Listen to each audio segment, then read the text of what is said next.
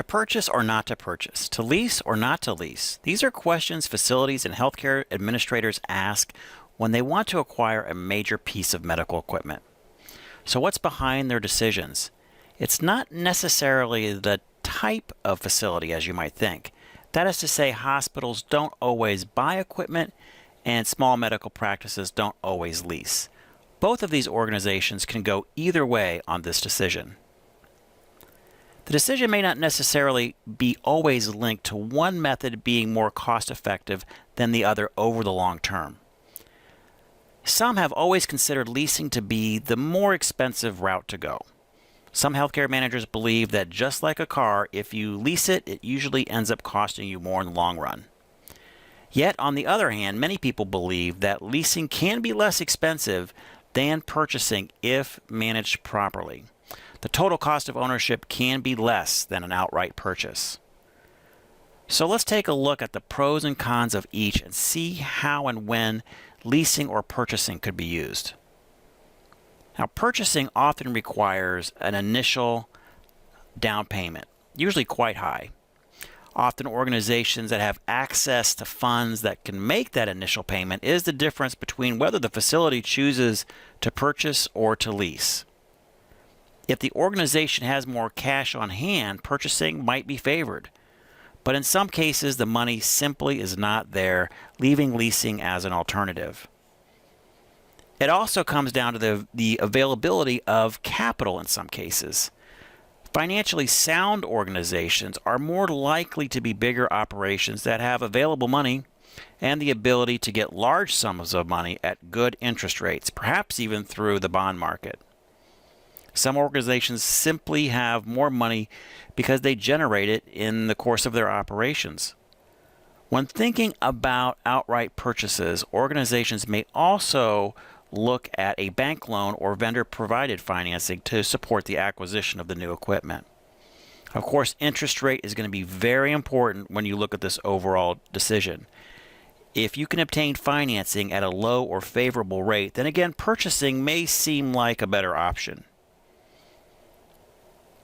Ownership through outright purchase can have some advantages, especially if the equipment is expected to have a long life.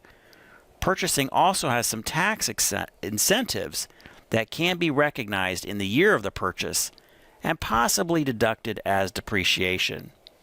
So, for example, imagine you have a piece of equipment that's worth $500,000, $500,000. You may be able to immediately write off $100,000 in the year in which you purchased the equipment. And as for the remaining value, that can be depreciated over 5 to 7 years of the life of the equipment. And remember that depreciation will help the organization as a non-cash expense that will help reduce the overall tax burden at the end of the year. So here's some things to think about when purchasing equipment. One is maintenance cost, which often increase as the asset ages. Are you going to keep the asset? Are you going to hold on to it for a long period of time? Also think about advanced technology. Could advanced technology make your equipment obsolete even before it's fully depreciated? Think about this too. Competitors who may have more current technology can outmarket organizations that have older technology. And then lastly, changes in reimbursement can cause significant declines in profitability of the asset over time. So imagine that you have a very expensive CT machine and you've calculated your reimbursements, which is basically insurance payments, at a given dollar amount. If something changes, perhaps the Affordable Care Act or some sort of other legislation, and you're not getting paid quite as much or reimbursed quite as much per exam, that will definitely have an impact on the bottom line. Leasing, on the other hand, can be an option for any size of organization, but tends to favor smaller facilities that don't have as much money up front.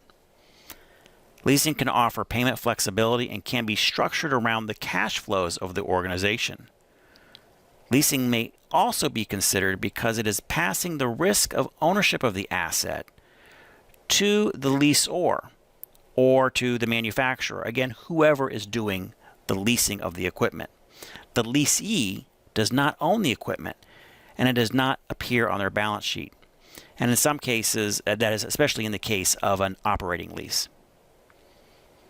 The equipment is owned by some other entity, a leasing company usually, or a bank, or even the manufacturer who has a leasing or finance division.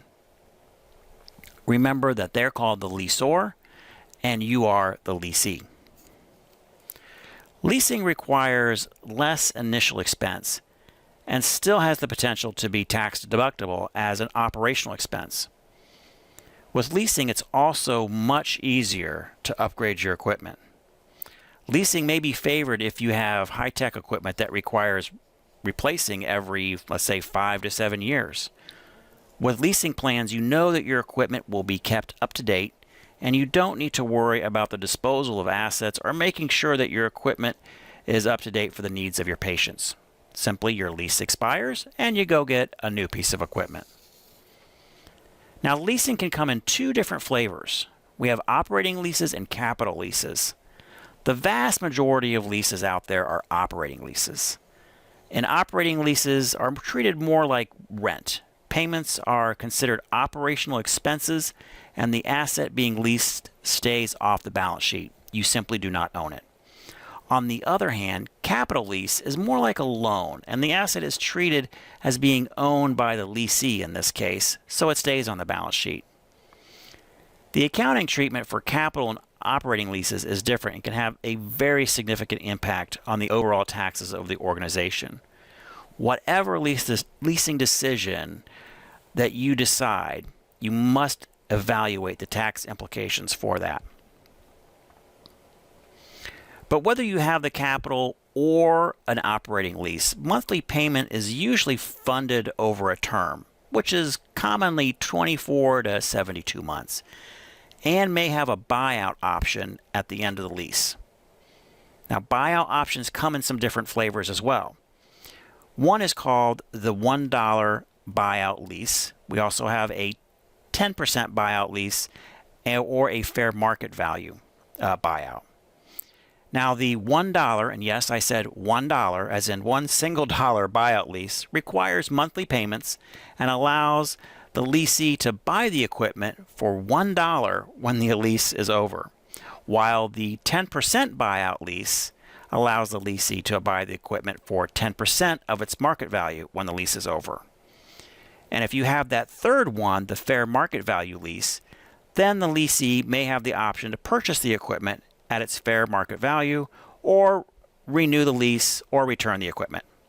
So what's the catch? Why wouldn't everybody choose the $1 lease? Well, if you chose the $1 buyout lease option, your lease payments would be higher than someone who chose fair market value. And your payments for the 10% of market value option would probably lie somewhere in between the $1 buyout and the fair market value lease option. This all emphasizes the point that you really need to know what you're going to do with the equipment at the end of the lease.